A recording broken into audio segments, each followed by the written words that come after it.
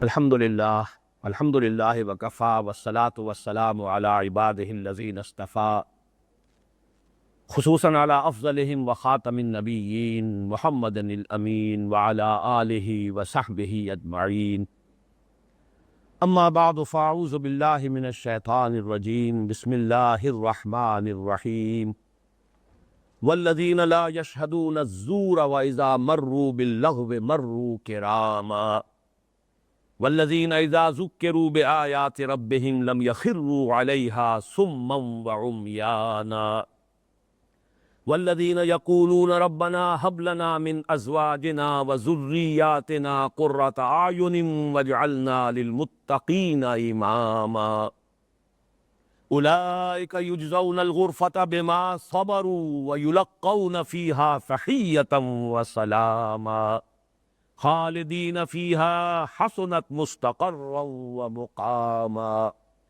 قل ما یعبأ بکم ربی لولا دعاؤکم فقد کذبتم فسوف یکون لزاما صدق اللہ العظیم رب اشرح لی صدری ویسر لی امری واحلل عقدۃ من لسانی یفقہوا قولی اللہم ربنا الہمنا رشدنا واعذنا من شرور انفسنا اللہم ارنا الحق حقا وارزقنا اتباعہ وارنا الباطل باطلا وارزقنا اجتنابہ آمین یا رب العالمین۔ پچھلی نشست کا صرف ایک قرض بقایا تھا اور وہ میں چاہتا ہوں کہ پہلے ادا کر دوں، پھر وہ جو اصل موضوع ہے اس درس کا، ہمارے اس منتخب نصاب میں جو منطقی ترتیب ہے اس کے اعتبار سے پھر اس کا مضمون ہے جو اگلی 5 آیات میں آئے گا۔ قرض رہ گیا تھا یضاعف لہ العذاب یوم القیامہ، دگنا کیا جائے گا اس کے لیے عذاب قیامت کے دن۔ یضاعف کے لفظ کے بارے میں عرض کر چکا ہوں کہ اس کا لفظی ترجمہ ٹھیٹ تو ہوگا دگنا کیا جائے گا، لیکن مراد بہت سے دوسرے مقامات سے بھی اس کی تائید ہوتی ہے کہ محض دگنا کرنا نہیں بلکہ مسلسل بڑھاتے رہنا، اس میں تدریجاً ترقی کرتے ہوتے چلے جانا، یہ بھی اس سے مراد ہے۔ اگر تو یہ دوسری بات مراد نہیں جائے تو پھر تو کوئی خاص اضافی یہاں مضمون جو ہے سامنے نہیں آتا، لیکن میرا اپنا ذاتی رجحان یہ ہے کہ یہاں واقعتاً پہلا مفہوم مراد ہے، قیامت کے دن کا لفظ آیا ہے، اس لیے کہ عذاب کا بڑھنا جو ہے جہنم میں تدریجاً اگر عذاب میں اضافہ ہوتا چلا جائے، اس کی شدت میں اضافہ ہوتا چلا جائے تو اسے یہ تو کہا جائے گا کہ آخرت میں عذاب بڑھایا جاتا رہے گا یا جہنم میں ان کے عذاب میں اضافہ ہوتا رہے گا، لیکن خاص طور پر یہاں ظرف مکان جو آیا ہے یوم القیامہ، قیامت کے دن ان کا عذاب بڑھایا جائے گا۔ اس سے تقویت حاصل ہوتی ہے اس چیز کو کہ جس کے بارے میں صریح احادیث وارد ہیں، اور وہ ہے عذاب قبر، اور قبر سے مراد ہے عالم برزخ۔ یہ جو انسان کی جو انفرادی قیامت ہے یعنی موت، اس سے لے کر وہ اجتماعی قیامت جو ہونے والی ہے بعث بعد الموت کے بعد، جبکہ پوری نوع انسانی یوم یقوم الناس لرب العالمین، اس کے درمیان کا وقفہ جو ہے یہ برزخ ہے۔ اس برزخ کے لیے علامتاً لفظ قبر استعمال ہوتا ہے۔ قبر کے معنی لازماً یہ قبر نہیں ہے جو مٹی کا ایک گڑھا ہے، مٹی کے اندر انسان کو دفن کیا جاتا ہے، بلکہ ہو سکتا ہے کوئی شخص جو ہے دریا میں ڈوب کر مر گیا ہو اور مچھلیوں نے اس کا گوشت کھا لیا ہو، اس کے لیے کوئی قبر اس معنی میں نہیں بنی ہے، لیکن عالم برزخ مراد ہے۔ تو بہت سی صحیح احادیث سے اس کا ثبوت ملتا ہے کہ اس عالم برزخ میں بھی انسان پر ایک عکس پڑنا شروع ہو جاتا ہے اس کے آخری انجام کا۔ چنانچہ بعض روایات میں الفاظ یہ ہیں کہ ہر قبر یا جنت کے باغیچوں میں سے ایک باغیچہ ہے اور یا جہنم کے گڑھوں میں سے ایک گڑھا ہے، یا اس کی تعبیر یوں بھی کی گئی ہے کہ قبر میں کھڑکی کھول دی جاتی ہے، یا تو جنت کی طرف سے کہ ٹھنڈی ہوائیں آنی شروع ہو جاتی ہیں، یا جہنم کی طرف سے کہ آگ کی لپٹ اور لو جو ہے وہ آنی شروع ہو جاتی۔ یہ تعبیرات کے مختلف انداز ہیں۔ مراد یہ ہے کہ اس عالم برزخ میں بھی کوئی کیفیت ہے کہ جس سے انسان دو چار رہے گا، اور یہ کیفیت ایک عکس ہوگی جسے آپ انگریزی میں کہتے ہیں coming events cast their shadows before.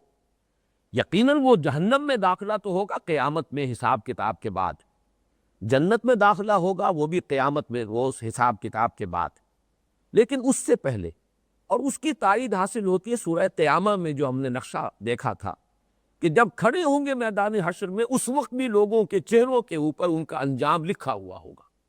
وجوہ یومئذ ناظرۃ الی ربہا ناظرہ ووجوہ یومئذ باسرۃ تظن ان یفعل بہا فاقرہ. ابھی حساب کتاب شروع نہیں ہوا، ابھی وزن اعمال کا مرحلہ نہیں آیا، ابھی فیصلے نہیں ہوئے ہیں، لیکن پھر بھی جو شخص برے کام کر کے آیا اسے پتا ہے کہ کیا کر کے آیا، لہذا اس کی اندرونی کیفیت جو ہے، اس کا خوف، وہ اس کے چہرے کے اوپر جو ہے ظاہر ہو جائے گا. اور جو کوئی نیک کام کر کے آیا ہے اللہ تعالیٰ کے لیے، اپنی زندگی کو اس نے بھلائیوں میں لگایا ہے، کھپایا ہے، اس کے اندر ایک اطمینان کی کیفیت ہوگی، اس کا چہرہ تر و تازہ ہوگا. اسی کیفیت کو ضرب دے لیجئے 1000 سے، لاکھ سے، یہ کیفیت عالم برزخ میں بھی رہے گی، ایک نیم شعوری کی کیفیت. اب اس کی تفصیل میں ہم نہیں جا سکتے، وہ بدن کے ساتھ ہے یا روح کے ساتھ ہے یا جان کے ساتھ ہے، کس جگہ ہے، کس طور سے، اس تفصیل میں نہیں جانا چاہیے. عالم برزخ اور عالم آخرہ کے معاملات جو ہیں ان میں جس درجے ہمیں بتا دیا گیا اس پر اکتفا کرنی چاہیے. لیکن چونکہ یہ بات بتائی گئی ہے، اکثر لوگ اس کی نفی کر دیتے کہ قرآن میں ذکر نہیں ہے. میرے نزدیک یہ آیہ مبارکہ جو ہے ان احادیث، ان روایات کی تائید کرتی ہے. یضاعف لہ العذاب یوم القیامہ، قیامت کے دن اس کا عذاب دگنا کیا جائے، اس لیے کہ جو انعکاس ہو رہا تھا عذاب کا، جو مقدمات عذاب جو ہیں وہ اس پر وارد ہو رہے تھے اس عالم برزخ میں بھی یا اس قبر میں بھی، اب اس میں اضافہ ہوگا. قیامت کے دن جو ہے وہ اصل عذاب سے جو ہے اس کو دوچار ہونا ہوگا. تو یہ ایک ضمنی مضمون تھا اس درمیانی حصے میں اس رکوع کے، جس کی طرف میں نے اشارہ مناسب سمجھا. اور اب آئیے، جیسا کہ میں نے عرض کیا تھا، 5 آیات پہلے تھیں جن میں 4 اوصاف بیان ہوئے تھے، ایک بندہ مومن کی صحیح رخ پر تعمیر شدہ شخصیت کے اوصاف اور خصائص. اب پھر وہی 5 آیات ہیں، لیکن ان میں یا 3 یا 4، یہ ذرا فرق میں کر رہا ہوں. اور سورہ مومنون کے حوالے سے میں نے عرض کیا تھا وہاں 7 اوصاف آئے تھے، سورہ معارج میں 8 اوصاف آئے تھے، فنڈامنٹلز جو بنیادی تھے، جو تعبیر سیرت کی اساسات تھی. یہاں بھی 7 یا 8 اوصاف ہیں. 4 بیان ہو چکے ہیں، تواضع اور انکسار، حلم اور وقار اور حکمت، اور تہجد اور قیام اللیل، اور القصد فی الفقر والغنی. اب ان آیات میں کیا ہے، نوٹ کیجئے، والذین لا یشہدون الزور واذا مروا باللغو مروا کراما. دیکھیے مشابہت دیکھیے، ان 5 آیات میں بھی پہلی آیت میں 2 وصف آئے تھے، وعباد الرحمن الذین یمشون علی الارض ہونا واذا خاطبہم الجاہلون قالوا سلاما. اب جو 5 آیات آ رہی ہیں ان میں بھی پہلی میں 2 وصف ہیں. والذین لا یشہدون الزور، زور کہتے ہیں جھوٹ، باطل، غلط کام. قول الزور، جھوٹ جب بولا جائے، بری غلط بات کہی جائے، یہ قول الزور ہوگا. لیکن محض زور جو ہے اس کا مفہوم بہت جو ہے وسیع ہو گیا. جھوٹی بات، باطل عمل، بری کوئی بھی انسان کی حرکت، یہ سب زور میں آئے گی. لا یشہدون، عام طور پر لوگ یہ سمجھتے ہیں کہ شاید اس کا مطلب ہے گواہی نہیں دیتے جھوٹی، اگرچہ وہ اپنی جگہ پر مضمون ہے اور اس کی اپنی اہمیت ہے، اس لیے کہ حدیث نبی میں آیا ہے اُدِلت شہادت الزور. اب یہاں پر شہادت الزور ہے، اس کے اندر گویا کہ مضاف مضاف الیہ کی نسبت آئی ہے. جھوٹ کی گواہی دینا وہ برابر ہے اس کے، مساوی قرار دی گئی ہے اس کے، بے اشراکم باللہ، کہ اللہ کے ساتھ شرک کیا جائے، جھوٹ کی گواہی اور جھوٹی گواہی دینا. لیکن یہاں ہے شہد یشہدو کا اصل مفہوم ہے موجود ہونا. شاہد کہتے ہیں جو موجود ہو. وہ لوگ جھوٹ پر یا جھوٹے کام پر یا باطل حرکت پر اپنی موجودگی بھی گوارا نہیں کرتے.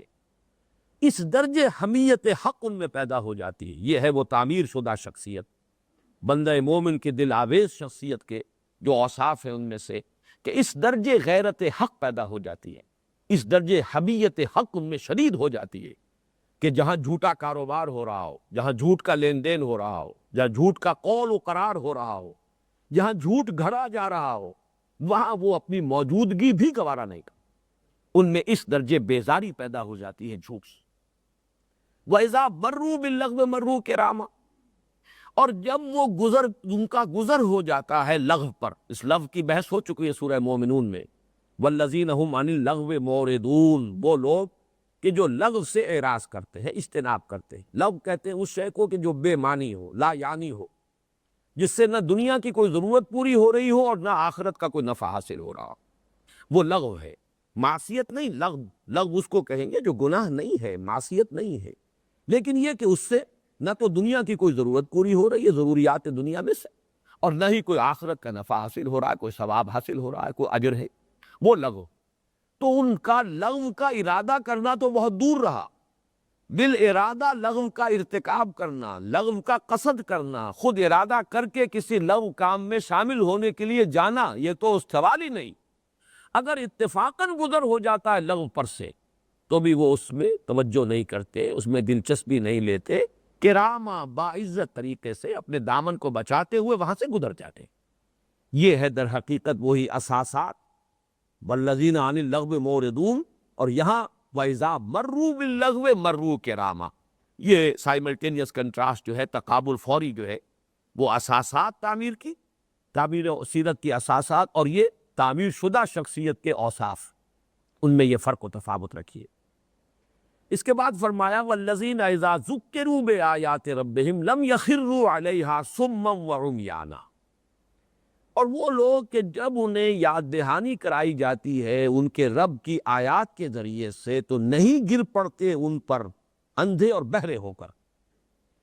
یہ آیت جو ہے، یہ پھر میں عرض کروں گا کہ یہ اس کے ساتھ جوڑ لی جائے کہ جو اس سے پہلے آ چکی ہے، والذین لا يدعون مع اللہ الہا آخر ولا یقتلون النفس التي حرم اللہ الا بالحق ولا یزنون، یہ انداز تعریض کا ہے، یہ مثبت اوصاف بیان نہیں ہو رہے، منفی اوصاف، اور منفی اوصاف کے تذکرے سے اصل میں اشارہ کیا جا رہا ہے مخالفین اور معاندین کی طرف۔ یہ دیکھو وہ یہ حرکتیں کرتے ہیں، وہ اللہ کے سوا کسی الہ کو پکارتے بھی ہیں، وہ تو قتل ناحق کے لیے ہر وقت آمادہ ہیں، زنا تو ان کی گھٹی میں پڑ گیا ہے، اور ان کی روش یہ ہے کہ جب کبھی آیات ربانی سے ان کو تذکیر کی جاتی ہے تو اس پر غور نہیں کرتے، تدبر نہیں کرتے، تحمل کے ساتھ سنتے تک نہیں ہیں، اندھے بہرے ہو کر مخالفت کے اندر ٹوٹ پڑتے ہیں۔ وَالَّذِينَ إِذَا ذُكِّرُوا بِآيَاتِ رَبِّهِمْ لَمْ يَخِرُّوا عَلَيْهَا صُمًّا وَعُمْيَانًا، اللہ کے نیک بندے ایسے نہیں۔ یہ تعریض کا انداز ہے، طنز کا انداز ہے، یہ مثبت انداز بیان ان لوگوں کے خصائص کے ضمن میں نہیں، یہ ہے وہ مفہوم کے جو عام طور پر لیا گیا ہے۔ لیکن میرے نزدیک یہاں ایک پہلو ہے مثبت بھی، اور وہ مثبت پہلو یہ ہے کہ یہاں اشارہ کیا جا رہا ہے کہ اللہ کے یہ نیک بندے جو ہیں یہ اللہ تعالیٰ کی آیات پر تدبر کرتے ہیں، اور یہ ماننے کے اندر بھی، ماننے کے انداز بھی دو طرح کے ہیں۔ ایک جسے آپ بلائنڈ فیتھ کہتے ہیں، وہ بھی بہرحال مطلوب شے ہے، اندھا ایمان، اندھا یقین، وہ بھی بہت مفید شے ہے، لیکن ایک وہ فیتھ ہے جو علی وجہ البصیرت ہو، تدبر کے ساتھ ہو، تفکر کے ساتھ ہو، جس کے لیے کہ سورہ صاد کی آیت نمبر 29 میں الفاظ آئے ہیں کتاب انزلناہ الیک مبارک لیدبروا آیاتہ ولیتذکر اولو الالباب۔ تو در حقیقت یہاں پر ایک منفی اسلوب میں ایک مثبت جو ہے بس وہ بیان کیا جا رہا ہے۔ اگر اس رخ کو لیں گے تو یہاں پر اس کو بھی شمار کیا جائے گا اور پھر گنتی 8 ہو جائے گی، اور اگر اس کا صرف پہلا مفہوم لیں گے تو پھر اس کو ہم شامل نہیں کریں گے ان خصائص میں سے جو مثبت خصائص ہیں جو اللہ کے خاص بندوں کے اوصاف بیان ہو رہے ہیں، تو اس اعتبار سے پھر گنتی 7 رہ جائے گی۔ لیکن میرے نزدیک یہ تدبر جو ہے اس کی طرف اشارہ کیا جا رہا ہے، اللہ کے نیک بندے تدبر کرتے ہیں۔ چنانچہ وہ حدیث بھی جو میں نے اپنے اس کتابچے کے آخر میں درج کی ہے، مسلمانوں پر قرآن مجید کے حقوق، اس میں بھی یہ بس بیان ہوا ہے، وَتَدَبَّرُوا فِيهِ، تدبر کرو اس قرآن میں، لَعَلَّكُمْ تُفْلِحُونَ، یا اہل القرآن لا تتوسدوا القرآن، اے قرآن والو قرآن کو تکیہ نہ بنا لینا، ایک ذہنی سہارا نہ بنا لینا، بس اسی خیال میں مگن نہ رہنا کہ ہمارے پاس اللہ کی کتاب ہے، ہم اہل الکتاب ہیں، اہل القرآن ہے، تکیہ نہ بنا لینا اسے۔ یا جیسے تکیہ جو ہے پس پشت ڈال دیا جاتا ہے، پیٹھ کے پیچھے ہوتا ہے تکیہ، تو اسے کہیں اپنی پیٹھ کے پیچھے نہ پھینک دینا۔ نبذ فریق من الذین اوتوا الکتاب کتاب اللہ وراء ظہورہم، اس طرح کی روش اختیار نہ کر لینا۔ یا اہل القرآن لا تتوسدوا القرآن واتلوہ حق تلاوتہ فی آناء اللیل والنہار وتغنوہ وافشوہ وتدبروا فیہ لعلکم تفلحون۔ یہاں بھی 4 باتیں آئی ہیں، جیسے میں نے آیات نوٹ کرائی آپ کو کئی مرتبہ، 4 باتوں پر لعلکم تفلحون۔ یا ایھا الذین آمنوا اصبروا وصابروا ورابطوا واتقوا اللہ لعلکم تفلحون۔ یا ایھا الذین آمنوا ارکعوا واسجدوا واعبدوا ربکم وافعلوا الخیر لعلکم تفلحون، وہی اسلوب اس حدیث میں ہے۔ یا اہل القرآن لا تتوسطوا القرآن، یہ تو علیحدہ ہو گیا، نفی نہیں ہے۔ اب جو امر آ رہا ہے وَاتْلُوهُ حَقَّ تِلَاوَتِهِ فِي آنَاءِ اللَّيْلِ وَالنَّهَارِ وَتَغَنَّوْهُ وَافْشُوهُ وَتَدَبَّرُوا فِيهِ لَعَلَّكُمْ تُفْلِحُونَ۔ اس میں آخری شے جو تدبر غور کرو کہ گہرائیوں میں غوطہ زنی کرو۔ قرآن میں ہو غوطہ زن ہے مرد مسلمان، تو یہ گویا کہ میرے نزدیک یہ وصف ہے مثبت جو یہاں پر منفی اسلوب میں بیان ہو رہا ہے، واللہ عالم۔ اب آگے چلیے، والذین یقولون ربنا ھب لنا من ازواجنا وذریاتنا قرۃ اعین واجعلنا للمتقین اماما، اور وہ لوگ جو کہتے ہیں کہ اے رب ہمارے، ہمیں عطا فرما ہماری بیویوں سے اور ہماری اولاد سے آنکھوں کی ٹھنڈک، اور ہمیں بنا دے متقیوں کا امام، متقیوں کے آگے چلنے والا۔ یہ آیت جو ہے در حقیقت اگر تو ہم اس کو بھی شمار کریں تدبر قرآن کا وصف، تو یہ 8واں وصف ہے، ورنہ 7واں وصف ہے بندہ مومن کی شخصیت کے جو دل آویز جو اس کی اوصاف اور کی خصوصیات ہے ان میں سے آخری۔ اور یہ در حقیقت انسان کا جو ویلیو سٹرکچر ہے یہ اس کا انعکاس ہے۔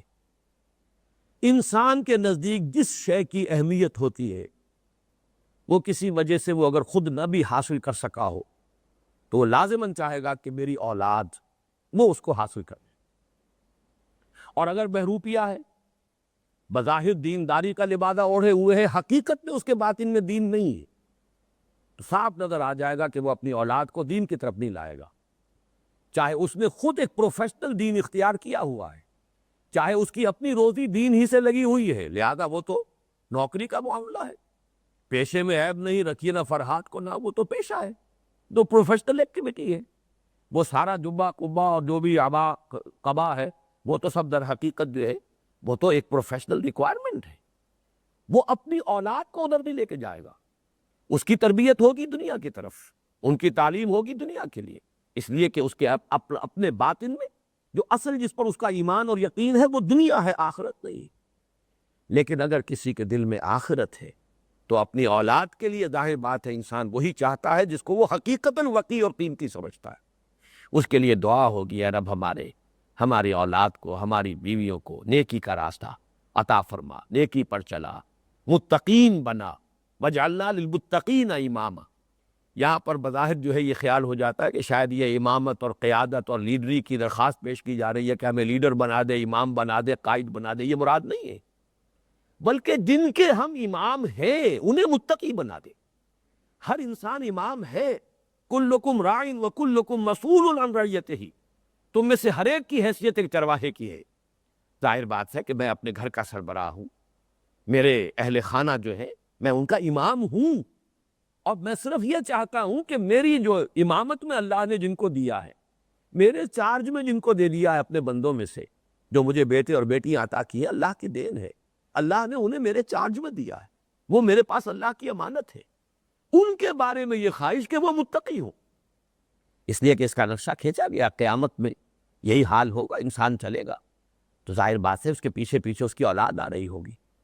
اب ایسے بھی لوگ ہوں گے کہ جن کے پیچھے اولاد ہوگی، متقی ہوں گے، اور وہ اللہ کے نیک بندے ہوں گے۔ حضرت مجدد الفسانی رحمۃ اللہ علیہ جب چل رہے ہوں گے تو پیچھے ان کے چاروں بیٹے جو آ رہے ہوں گے علم میں اور طریقت میں، انہی کے نقش قدم پر، چاروں اپنی جگہ امام۔ شاہ ولی اللہ دہلوی رحمۃ اللہ علیہ جب میدان حشر میں آئیں گے تو کس شان سے آئیں گے؟ شاہ عبد العزیز، شاہ عبد القادر، شاہ عبد الغنی، شاہ رفیع الدین، 4 بیٹے اللہ نے عطا کیے، اور چاروں کی شان یہ ہوگی۔ تو ہمارے پیچھے جو چلنے والے ہیں، ہمارے پیچھے جو آنے والے ہیں، جن کے ہم فطری امام ہیں، اللہ انہیں متقی بنا، یہ مفہوم ہے۔ وَجَعَلْنَا لِلْمُتَّقِينَ إِمَامًا، ہمیں بنا امام۔ امام کہتے ہیں کسی جو آگے ہو، نماز میں امام وہ ہے جو آگے کھڑا ہے، جس کی آپ پیروی کر رہے ہیں، آپ کی اولاد جو ہے وہ آپ کے پیچھے آ رہی ہے، وہ آپ کی مقتدی ہے، اور وہ آپ اس کے امام ہیں۔ تو وَجْعَلْنَا لِلْمُتَّقِينَ إِمَامًا، پروردگار ان کو تقویٰ عطا فرما، ان کو صلاحیت اور نیکی سے بہرہ فرما، انہیں اپنے بندے بنا، متقی بندے بنا۔ قیامت میں جب ہم حاضر ہوں تو ہمارے پیچھے آنے والے اے اللہ تیرے نیک بندے ہوں، یہ ہے در حقیقت دعا. اور یہ آرزو اگر ہے تو انسان کے اپنے اندر ایمان ہے، اور اگر یہ آرزو نہیں ہے تو اس کا اپنا باطن ایمان سے خالی. اس کا یہ نتیجہ تو نہیں نکلتا کہ لازماً آپ حکم لگانا شروع کر دیں کہ اگر کسی کی اولاد اس رنگ میں نہیں ہے تو اس کا منطق ہو سکتا ہے کہ شخص نے اپنی سی کوشش کی ہو اور وہ ناکام ہو گیا. اس کا امکان موجود ہے. انبیاء کا معاملہ بھی اگر ہے کہ ظاہر بات ہے حضرت نوح علیہ السلام کے 4 بیٹے تھے، 3 ایمان لائے، چوتھا نہیں لایا. اس میں حضرت نوح کا کوئی قصور نہیں، لیکن بائی اینڈ لارج اصول یہی رہے گا، ایکسیپشنز پروو دی رول. استثناءات سے جو قاعدہ کلیہ ہوتا ہے وہ ثابت ہوتا ہے، وہ اور مزید مؤکد ہوتا ہے. تو ایکسیپشنز کا معاملہ علیحدہ رہے گا، عام قاعدہ وہی رہے گا. تاہم اس کی بنا پر کسی فرد پر کوئی حکم نہ لگا دیجیے، کوئی فتویٰ نہ دے دیجیے. اصول کی حیثیت سے اسے سامنے رکھیے. قاعدہ کلیہ یہی رہے گا کہ ایک شخص کے اصل باطن کو اگر جھانکنا ہے تو اس کی اولاد کو دیکھ لو. جو کچھ وہ اندرونی طور پر حقیقتاً ہے، بائی اینڈ لارج بالعموم وہی کچھ اس کی اولاد آپ کو نظر آئے. جو خیر اس میں ہے اس کا انعکاس اولاد میں ہوگا، جو اس میں نہیں ہے اس کی کوتاہی بھی، اس کی کمی جو ہے وہ بھی اولاد میں نظر آ جائے. یہ قاعدہ کلیہ کے اعتبار سے، اس لیے کہ آرزو یہی وہ چیز ہے جو اگلے درس میں بھی آئے گی. سورہ تحریم جو ہے وہ ہمارا اس منتخب نصاب کا اگلا درس ہے. اس حصہ سوم کا تیسرا درس، اس میں آئے گا یا ایھا الذین آمنوا قوا انفسکم واہلیکم نارا. اہل ایمان اپنے اہل و عیال کو آگ سے بچاؤ. ہیڈ آف دی فیملی کی حیثیت سے تمہارے فرائض میں یہ بھی شامل ہے. یہ نہ سمجھو کہ بس ان کے نان نفتے ہی کی ذمہ داری تم پر ہے، انہیں کھلانا پلانا اور ان کی دنیاوی ضروریات پوری کر دینے ہی کی ذمہ داری تم پر ہے. اس سے کہیں بڑھ کر تم پر ذمہ داری یہ ہے کہ انہیں آگ سے بچاؤ. یا ایھا الذین آمنوا قوا انفسکم واہلیکم نارا وقودھا الناس والحجارہ علیہا ملائکۃ غلاظ شداد لا یعصون اللہ ما امرہم ویفعلون ما یؤمرون. تو معلوم یہ ہوا کہ یہ ہے وصف. اور ظاہر بات ہے اولاد کا معاملہ، کسی کے ہیڈ آف دی فیملی ہونے کا معاملہ، یہ زندگی کے آخری اس کے دور ہی میں ہوتا ہے، اور یہی آخری وصف ہے بندہ مومن کے ان تکمیلی اوصاف، اس کی اس دل آویز شخصیت کے جو نمایاں خد و خال ہیں، ان میں آخری یہی ہے والذین یقولون. دعا کرتے رہتے اے رب ہمارے. ظاہر بات ہے جو آرزو ہے، جو تمنا ہے، جو دل میں ہے، وہی دعا بن کر لب پہ آتی ہے. دعا بن کے تمنا میری. تو ظاہر بات ہے جو تمنا ہوتی ہے انسان کی، وہی دعا کی شکل میں ڈھل کر انسان کے لب پر آتی ہے. تو وہ دعا کی شکل میں ان کے باطنی احساسات، ان کا جو اپنا ایک انداز فکر ہے، وہ ہے جو سامنے آ رہا ہے. والذین یقولون ربنا ھب لنا من ازواجنا وذریاتنا قرۃ اعین واجعلنا للمتقین اماما اولئک یجزون الغرفۃ بما صبروا. یہ وہ لوگ ہیں کہ جنہیں بدلے میں ملیں گے بالا خانے، جنت کے بالا خانے، عالی شان گھرانے، عالی شان محل، جنات عدن تجری من تحتها الانہار، ریزیڈینشل گارڈنز جن کے نیچے سے نہریں اور ندیاں اور چشمے بھی رواں ہوں گے، ان کو بدلے میں ملیں گے. اولئک یجزون الغرفۃ بما صبروا. یہاں یہ بما صبروا جس شان کے ساتھ آیا ہے اسے نوٹ کر لیجئے. یہ صبر کا لفظ سورۃ العصر سے ہمارے ساتھ چلا آ رہا ہے. سورۃ العصر میں بھی یہی ہے. آخری لفظ وتواصوا بالصبر. آیت البر میں بھی یہی تھا. والصابرین فی البأساء والضراء وحین البأس. اور پھر تیسرے درس میں بھی یا بنی اقم الصلاۃ وامر بالمعروف ونہی عن المنکر واصبر علی ما اصابک. اور وہ یہ بھی پھر چوتھے درس میں بھی آیا تھا. یہ وہ لوگ ہیں وما یلقاھا الا الذین صبروا وما یلقاھا الا ذو حظ عظیم. تو صبر یہ گویا کہ جس کو ہاتھی کے پاؤں میں سب کے پاؤں کہا جائے، ان تمام اوصاف کا خلاصہ نکالیے تو صبر ہے. یہ ہے اصل روح. یہ جیسا کہ میں نے کل حدیث سنائی تھی، امرنی ربی بتسع، اور آخر میں نے کہا تھا کہ 100 باتوں کی ایک بات، وان آمر بالمعروف وانہی عن المنکر. میں نے کیا کہا تھا؟ نقل کیا تھا حضور کا قول مبارک، امرنی ربی بتسع، خشیۃ اللہ فی السر والعلانیہ، وکلمۃ العدل فی الغضب والرضا، والقصد فی الفقر والغنا، وان اصل من قطعنی واعطی من حرمنی واعفو عمن ظلمنی، وان یکون صمتی فکرا ونطقی ذکرا ونظری عبرہ وَأَنْ آمُرَ بِالْمَعْرُوفِ وَأَنْهَىٰ عَنِ الْمُنکَرِ۔ تو وہی بات یہاں ہے صبر، اس پر گفتگو ہو چکی ہے۔ صبر کے 4 گوشے یہاں نوٹ کر لیجیے۔ صبر علی الطاعہ، اطاعت پر صبر، جو حکم ہے جم جانا، ڈٹ جانا، چاہے نفس کو ناگوار ہو، ناپسندیدہ ہو، نفس پر جبر کرنا پڑے، یہ صبر ہے علی الطاعہ۔ صبر عن المعصیہ، معصیت سے اپنے آپ کو روکنا، تھامنا، صبر کرنا، چاہے نفس میں رغبت ہے، نفس تو جو انسان کا جو بھی اس کے اینیمل انسٹنکٹس ہیں وہ اپنی گریٹیفیکیشن چاہتے ہیں، وہ تو اپنی تسکین کے خواہ ہیں۔ نفس کی لگام کھینچ کر رکھنا یہ صبر ہے۔ صبر عن المعصیہ، گناہ سے اپنے آپ کو روکے رکھنا، تھامے رکھنا۔ صبر عن البلاء، اور ایک صبر جو ہے وہ کسی تکلیف پر، کسی مصیبت پر، یا بلا، ابتلاء، امتحان، آزمائش، پرسیکیوشن، تشدد۔ اور آخری صبر عن الدنیا، اس دنیا کے بارے میں صبر کی روش اختیار کرو، اسی کو آپ قناعت کہیں گے۔ قناعت، یہ صبر، جب تک کہ انسان یہ دنیا کی آرزوؤں کا جو ہے، جس کو ہم طول عمل کہتے ہیں، یہاں کی آرزوؤں جو ہیں، اگر ان کو روکیں گے نہیں، تھامیں گے نہیں، سکیڑیں گے نہیں، تو عاقبت کی طرف سفر نہیں کر سکتے، جنت حاصل نہیں ہو سکتی۔ بہت پیارا شعر ہے حالی کا، ذوف پیری بڑھ گیا، جوش جوانی گھٹ گیا، اب عصا بنوائیے نخلے تمنا کاٹ کر۔ یہ تمنا اور اپنی جو دنیا کی آرزوئیں ہیں، جب تک اس درخت کو کاٹیں گے نہیں تو انسان جو ہے وہ صبر کی روش اختیار نہیں کر سکتا۔ تو یہاں یہ اس شان سے لفظ آیا ہے، اولئک یجزون الغرفۃ بما صبروا، یہ ہیں وہ لوگ کہ جنہیں جنت کے بالا خانے ملیں گے بدلے میں ان کے صبر کے عوض، جو صبر عرض کیا۔ اسی شان سے یہ لفظ جو ہے صبر کا 2 اور مقامات آج فوری طور پر ذہن میں آئے تھے جو میں نے نوٹ کیے۔ سورہ مومنون میں بھی آخر میں یہ الفاظ آئے ہیں، انی جزیتہم اليوم بما صبروا انہم هم الفائزون۔ بہت عجیب مقام ہے یہ سورہ مومنون کا جو آخری رکوع ہے اور آخری آیات ہے۔ آخری جو گفتگو ہوگی اللہ تعالیٰ کی اہل جہنم سے بھی اور اہل جنت کا بھی تذکرہ ہے۔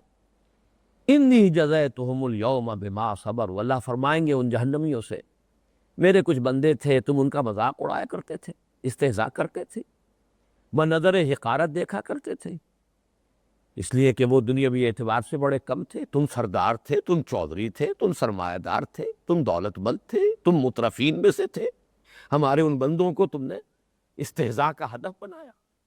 انی جزیتہم اليوم بما صبروا انہم هم الفائزون، آج میں نے انہیں ان کے صبر کے بدلے یہ بدلہ دیا ہے، صبر کے عوض، کہ وہ ہیں جو کامیاب ہو گئے۔ تو یہ بما صبروا کا جو لفظ ہے اسی طرح سورہ سجدہ میں آیا۔ ویسے ایک بات نوٹ کر لیجئے، آج ہی میرا ذہن منتقل ہوا کہ یہ 3 صورتیں جو آئی ہیں قرآن مجید میں، سورہ مومنون، اس کے فوراً بعد سورہ نور، اس کے فوراً بعد سورہ فرقان، یہ اس میں اتفاق کی بات ہے کہ ہمارے منتخب نصاب میں ان تینوں صورتوں میں سے ایک ایک رکوع ہے تقریباً۔ سورہ مومنون درمیان میں ہے، اس کے 9 رکوع ہیں، بالکل درمیان کا رکوع جو ہے وہ آیات نور، اللہ نور السماوات والارض، یہ 5واں رکوع ہے، 4 ادھر ہے، 4 ادھر ہے۔ ادھر پیچھے ہٹیے سورہ مومنون، ادھر سورہ فرقان، سورہ مومنون کی ابتدائی آیات، سورہ فرقان کی آخری آیات۔ یہ بڑا ایک توازن سا اور ایک سیمیٹری پیدا ہوئی ہے اس منتخب نصاب، اور یہ تینوں دروس آ چکے ہیں۔ سورہ مومنون کی ابتدائی آیات یہ ہمارا درس اول تھا حصہ سوم کا، سورہ فرقان کی آخری آیات یہ ہمارا یہ درس دوم ہے حصہ سوم کا، اور سورہ نور کا درس جو ہے سورہ آیات کا 5واں رکوع جو ہے سورہ نور کا، وہ ہمارے جو حصہ دوم کے اندر آ چکا ہے۔ بہرحال اب یہ نوٹ کیجئے، سورہ سجدہ میں فرمایا وَجَعَلْنَا مِنْهُمْ أَئِمَّةً يَهْدُونَ بِأَمْرِنَا لَمَّا صَبَرُوا، بنی اسرائیل کے بارے میں فرمایا کہ ہم نے ان میں سے ایسے لوگ اٹھائے جو امام بنے، أَئِمَّةً يَهْدُونَ بِأَمْرِنَا، جو ہمارے اذن سے، ہماری توفیق سے، ہماری اجازت سے، ہمارے حکم سے لوگوں کی ہدایت کا کام کرتے تھے، لوگوں کو ہدایت کی طرف بلاتے تھے، لوگوں کو ہدایت سے بہرور کرتے تھے، لیکن ان کا یہ امام الہدا بننا در حقیقت نتیجہ کس بات کا تھا؟ بما صبروا، جو انہوں نے صبر کیا۔ اللہ تعالی ہمیں ان میں شامل کرے۔ جب تک یہ صبر نہ ہو، جب تک انسان دنیا میں صبر نہ کرے، دنیا کے لذائذ، دنیا کی آرزوئیں، دنیا کی تمنائیں، دنیا کی امنگیں، دنیا کے ولولے، یہ نخل تمنا کو اگر انسان نہیں کاٹے گا تو ظاہر بات اس دوسرے راستے پر نہیں آ سکتا، پھر وہ امام الہدا کیسے بنے گا؟ تو وَجَعَلْنَا مِنْهُمْ أَئِمَّةً يَهْدُونَ بِأَمْرِنَا لَمَّا صَبَرُوا وَكَانُوا بِآيَاتِنَا يُوقِنُونَ۔ آیت نمبر 24 ہے سورہ سجدہ کی۔ ہم نے ان میں سے ایسے امام اٹھائے جو لوگوں کی ہدایت کا فریضہ سر انجام دیا، جنہوں نے، جبکہ انہوں نے خود صبر کی روش اختیار کی، اور وہ ہماری آیات پر پورا یقین رکھنے والے تھے۔ اللہم ربنا اجعلنا منہم، تو فرمایا اولئک یجزون الغرفۃ بما صبروا ویلقون فیہا تحیۃ وسلاما، اور ان کا استقبال کیا جائے گا ان غرفات جنت میں، ان جنت کے باغات میں، ان کے بالا خانوں میں ان کا استقبال ہوگا۔ لقا جو آئے گا، لقیا یلقی، کسی سے ملاقات کرنا، لقا یلقی کسی شے کو لینا یا کسی شے کو کسی چیز سے ملا دینا۔ اس کا جب آیا یہ مجہول، یلقونا، وہ لیے جائیں گے، یہ گویا کہ استقبال ہوگا ان کا استقبال ہوگا، ان کو خوش آمدید کہا جائے گا جنت کے بالا خانوں میں۔ یلقون فیہا تحیۃ وسلاما، دعاؤں کے ساتھ اور سلام کے ساتھ۔ سلاما قولا من رب الرحیم، جنت کے اندر بھی سلام اللہ کا آتا رہے گا، فرشتے لے کر حاضر ہوتے رہیں گے، رب رحیم کی طرف سے سلام۔ جنت کے فرشتے جو کھڑے ہوں گے دروازوں پر، سلام کے ساتھ استقبال کریں گے۔ تحیتاً بنا ہے حیات سے، اس لیے کہ اہل عرب کی سب سے عام دعا اور سب سے زیادہ جو ان کے ہاں استعمال ہونے والا لفظ ہے، دعائیہ کلمہ، وہ حیاک اللہ، اللہ تمہیں زندہ رکھے، یا ہمارے ہاں کی جانگلی زبان میں حیاتی ہوئے، حیاتی، جو اللہ تعالیٰ حیات دے تمہیں، تمہاری زندگی طویل ہو۔ تو یہی در حقیقت یہ کافی اس علاقے کی زبان میں اثرات جو ہیں، وہ جب محمد ابن قاسم کے ساتھ عرب کلچر یہاں آیا تھا، اس کے کچھ نہ کچھ اثرات یہاں موجود۔ تو یہ جو ہے حیات اللہ، اللہ تمہیں زندگی بخشے، حیات عطا فرمائے، حیات لمبی کرے، حیات کی لذتوں سے تمہیں بہرہ کرے۔ تو یہ اسی سے لفظ تحیہ ہے، کسی کو دعا دینا۔ تو یہ لوگ جب بالا خانوں میں پہنچیں گے جنت کے دروازوں پر، ان کا استقبال کیا جائے گا دعاؤں کے ساتھ، تحیت کے ساتھ اور سلام کے ساتھ۔ خالدین فیہا حسنت مستقرا و مقاما، وہ رہیں گے اس میں ہمیشہ ہمیش، اور وہ بہت ہی عمدہ جگہ ہے، ہمیشہ رہنے کے لیے بھی، مستقر کے طور پر بھی، و مقاما، اور عارضی قیام کے لیے۔ یہ میں بیان کر چکا ہوں کہ در حقیقت یہ کنٹراسٹ ہے۔ دوزخ ساعت مستقرا و مقاما، جنت حسنت مستقرا و مقاما۔ جنت اتنی اچھی جگہ ہے کہ ہمیشہ رہ کر بھی اس سے دل اکتائے گا نہیں، سیری نہیں ہوگی، اس پر باسی پن طاری نہیں ہوگا، اس کی رعنائیاں بڑھتی چلی جائیں۔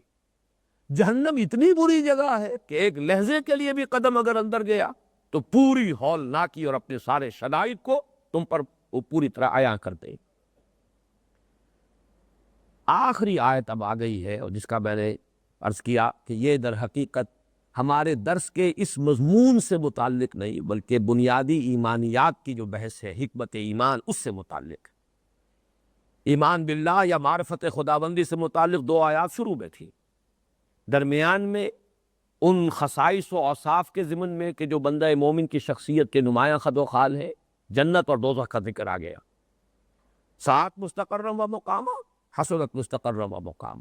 اب یہ آخری آیت ہے جو تیسرا جو ایمان ہے، ایمان بالرسالت، اس کی حکمت اور اس کے لیے بڑی اہم جو بنیادی بات ہے اس کو بیان کر رہی ہے۔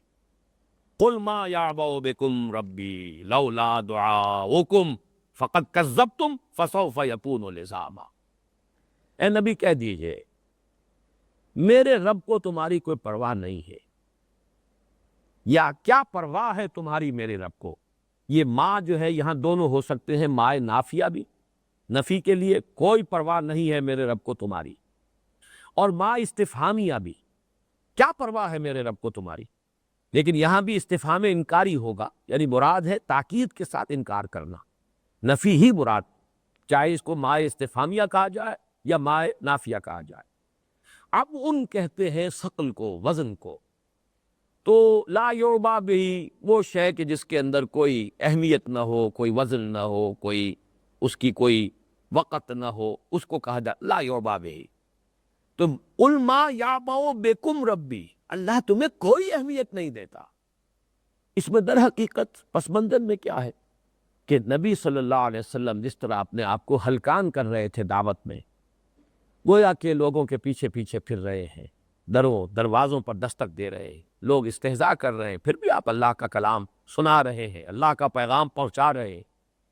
اس سے کہیں ہے لوگوں تمہیں یہ مغالطہ نہ ہو جائے کہ کوئی نبی کی ذاتی غرض ہے، یا خدا نہ خواستہ معاذ اللہ اللہ تعالیٰ کا کوئی کام رکا ہوا ہے کہ تم ایمان نہیں لاؤ گے تو اس کی گاڑی رک جائے گی، یا اس کا کوئی کام جو ہے بگڑ جائے گا، معاذ اللہ ثم معاذ اللہ۔ ایک حدیث میں تو یہ الفاظ آئے ہیں، حدیث قدسی ہے کہ اے میرے بندو، اگر تم سب کے سب، تمام اگلے پچھلے جن اور انس سب کے سب اتنے نافرمان ہو جاؤ جتنا کہ کوئی سب سے بڑھ کر نافرمان ہو سکتا ہے، یعنی سب کے سب ابلیس بن جاؤ، تب بھی ہماری سلطنت میں کوئی کمی نہیں آئے گی۔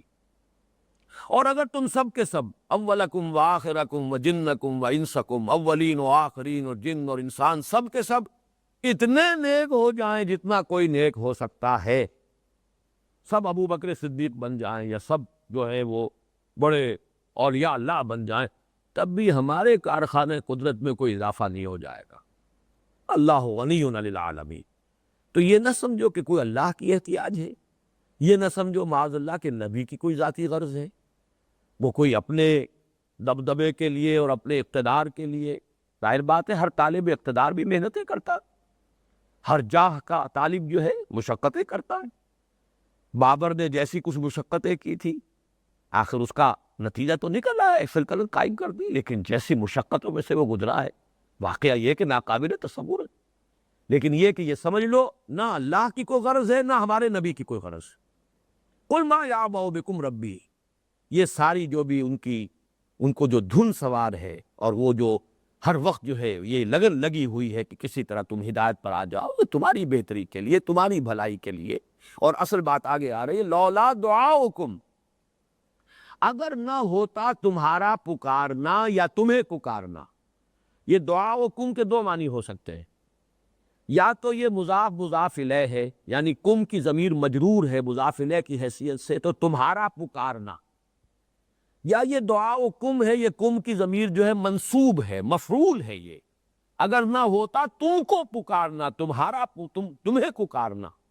دونوں کا مفہوم کیا ہے کہ تم چاہو یا نہ چاہو ہم سے دعائیں کرتے رہتے ہو، اس لیے کہ تم تلبیہ بھی پڑھتے ہو، تم طواف بھی کرتے ہو، اللہم کہہ کر بھی تو دعائیں کرتے ہو، تم یہ دعائیں ہم سے کرتے رہتے ہو، اس لیے ہم بھی تم پر اپنا فضل کر رہے ہیں کہ اپنا نبی بھیج کر تمہیں سیدھے راستے پر بلا رہے ہیں۔ یہ ہمارا فضل ہے، ہمارا کرم ہے، اس لیے کہ تم بہرحال ہمیں پکار رہے، لبیک اللہم لبیک، لبیک لا شریک لک لبیک، یہ تو تم بھی کہتے ہو، الا شریکن، یہ پخ تم نے لگا دی ہے، الا شریکن تملکہ وما ملک، اے اللہ تیرا کوئی شریک نہیں ہے سوائے اس شریک کے کہ جس کا مالک بھی تو ہی ہے، اور جو کچھ اس کا اختیار ہے وہ بھی تیرا ہی اختیار ہے۔ تو گویا کہ جس طریقے سے عیسائیت میں ہے، تین میں ایک، ایک میں تین، تثلیث پھر جو ہے لوٹ جاتی ہے توحید کی طرف۔ جب آپ ان سے بحث کریں گے، آپ کہیں گے، وہ تو کہیں گے ہم تو توحید ہی کو مانتے ہیں۔ یہ تو اسی توحید کے گاڈ ہیڈ کے تین ایسپیکٹس ہیں، تین پہلو ہیں، یہ تین علیحدہ شخصیتیں نہیں ہیں۔ یہ تثلیث ہم نہیں مانتے، توحید ہی مانتے، لیکن پھر وہ ایک میں تین بھی ہو جاتی، 3 in 1 and 1 in 3۔ اسی طریقے سے ان کے ہاں شرک بھی تھا اور توحید بھی تھی، لبیک اللہم لبیک، لبیک لا شریک لک لبیک الا شریکا تملکہ وما ملک۔ تو یہ معاملہ ایک رائے یہ ہے، لیکن میرے نزدیک یہ رائے درست نہیں ہے۔ میرے نزدیک صحیح مفہوم دوسرا ہے، لولا دعاؤکم، اگر نہ ہوتا تم کو پکارنا، یعنی اللہ نے یہ قانون بنا لیا ہے محاسبہ انسانی کے لیے کہ حجت قائم کر کے سزا دے گا۔ یہ ہے اللہ کا قانون، یہ اس کے لیے ہے جو ہم نے نبی کو بھیجا ہے، یہ اس اتمام حجت کے لیے ہمارا نبی جو ہے تمہارے پیچھے پیچھے پھر رہا ہے، تمہاری ناز برداریاں کر رہا ہے، تمہارے جلے کٹے جملے سن رہا ہے، تمہاری طرف سے پرسیکیوشن برداشت کر رہا، اس لیے کہ ہم نے اپنے اوپر لازم کر وارن کر کے سزا دیں گے، انذار کر کے پکڑیں گے، اتمام حجت کرنے کے بعد حساب لیں گے۔ یہ ہے اصل میں وہ قانون، قانون رسالت و نبوت۔ یہ چیز بیان ہوئی ہے بڑی تفصیل کے ساتھ۔ ویسے تو یہ کہ میری کتاب میں جو نبی اکرم صلی اللہ علیہ وسلم کا مقصد بعثت کے عنوان سے میری کتاب ہے، بڑی بنیادی کتاب ہے، اگرچہ ذرا ثقیل ہے، مشکل ہے، اس میں کوئی شک نہیں، لیکن الحمدللہ کہ اس میں یہ بات بڑی ہی وضاحت کے ساتھ سامنے آ چکی ہے۔ لیکن یہ کہ قرآن مجید میں سورہ نساء کی آیت نمبر 165 ہے، یہ چھٹے پارے کے آغاز میں، اس میں جو قانون آیا ہے اللہ کا وہ یہ ہے، وہاں ایک بڑا گلدستہ آیا ہے انبیاء اور رسول کے ناموں کا۔ چند مقامات قرآن میں ہے جہاں بہت سے 16 17 نام انبیاء اور رسول کے ایک جگہ آ گئے ہیں، ان میں سے ایک مقام وہ بھی ہے، بڑا حسین گلدستہ۔ اور اس کے بعد فرمایا رسلا مبشرین و منذرین لئلا یکون للناس علی اللہ حجۃ بعد الرسل وکان اللہ عزیزا حکیما۔ ہم نے اپنے ان رسولوں کو بھیجا بشیر اور نذیر بنا کر، مبشرین و منذرین، بشارت بھی دے، جو سیدھے راستے پر آئے ان کے لیے بشارت، جو غلط راستے پر جا رہے ہیں ان کے لیے انذار، وارننگ، بربادی اور تباہی کی خبر پیشگی دے دی جائے، متنبہ کر دیا جائے۔ لئلا یکون، تاکہ نہ رہ جائے، للناس، لوگوں کے حق میں، علی اللہ، اللہ پر، اللہ کے محاسبے کے مقابلے میں، حجت، کوئی حجت، کوئی دلیل، کوئی بہانہ، بعد الرسل، رسولوں کے آنے کے بعد۔ وہ یہ نہ کہہ سکے کہ اللہ ہمیں معلوم نہیں تھا، اے اللہ تو نے ہمیں بتایا ہی نہیں، اے اللہ ہمیں تو معلوم نہیں تھا کہ شراب حرام ہے، اے اللہ ہمیں تو نہیں بتایا گیا کہ زنا جو ہے وہ بہت بری شے ہے، اے اللہ ہم تک تو تیری بات پہنچی نہیں، تیرا پیغام پہنچا ہی نہیں۔ یہ حجت نہ رہے، یہ عذر نہ رہے، اسی کے لیے لفظ اتمام حجت، حجت کو پورا کر دینا، الزام پورا قائم کر دینا، اسی کا نام ہے قطع عذر، عذر ختم کر دینا۔ لا علمی کا عذر نہ رہے، بات واضح ہو جائے، اب جاؤ دفع ہو جاؤ جدھر جانا ہے، حجت قائم کر دی ہمارے رسول نے، بات واضح کر دی، حق جو ہے کھل گیا اور بات مبرہن ہو گئی، سیدھا راستہ واضح ہو چکا، اب جانا چاہتے ہو جاؤ دفع ہو جاؤ، جو وبال آئے گا تم پر آئے گا۔ یہ ہے اصل میں وہ جو قانون ہے، قانون بعثت انبیاء، یہ ہے سنت بعثت رسل۔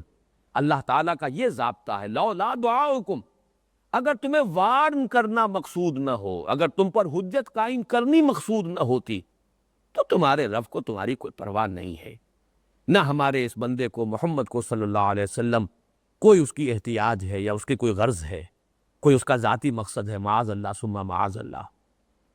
قل ما یعبأ بکم ربی لولا، اب دیکھیے اس کا تعلق جڑ جائے گا اس سورہ مبارکہ کی پہلی آیت سے، یہ میں اس سے پہلے بیان کر چکا ہوں لفظ تبارکہ کے حوالے سے، تبارک الذی نزل الفرقان علی عبدہ لیکون للعالمین نذیرا، بڑی بابرکت ہے وہ ذات جس نے فرقان نازل فرمایا اپنے بندے پر صلی اللہ علیہ وسلم، تاکہ وہ ہو جائے تمام جہان والوں کے لیے خبردار کرنے والا۔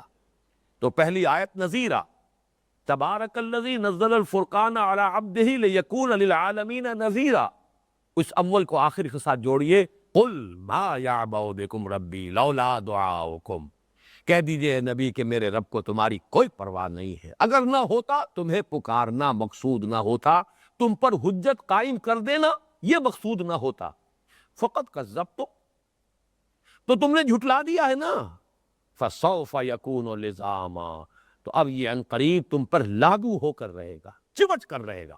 یہ وہی لفظ ہے جو اس سے پہلے آ چکا ہے کہ جو اسامہ یلقا اسامہ، غرامہ، غرامہ وہ چیز کسی کے اوپر عائد ہو گئی، پڑ گئی، چٹی پڑ گئی، فسوف یکون لزاما، یہ لزامہ جیسے ثبات اور ثبوت، اسی طرح لزام اور لزوم یہ مصدر ہے، ثبوت بھی مصدر ہے اور ثبات بھی مصدر ہے، اسی طرح لزوم کسی شے کا لزوم، کسی شے کا لازم ہو جانا، اسی طرح لزام ہے، فسوف یکون لزاما، تو اب یہ تمہارا انکار، تمہارا یہ اعراض اس اتمام حجت کے بعد اب یہ لاگو ہو جائے گا، اب اس کی پکڑ سے تمہارے لیے کوئی رستگاری اور کوئی بچنے کی سبیل نہیں ہوگی۔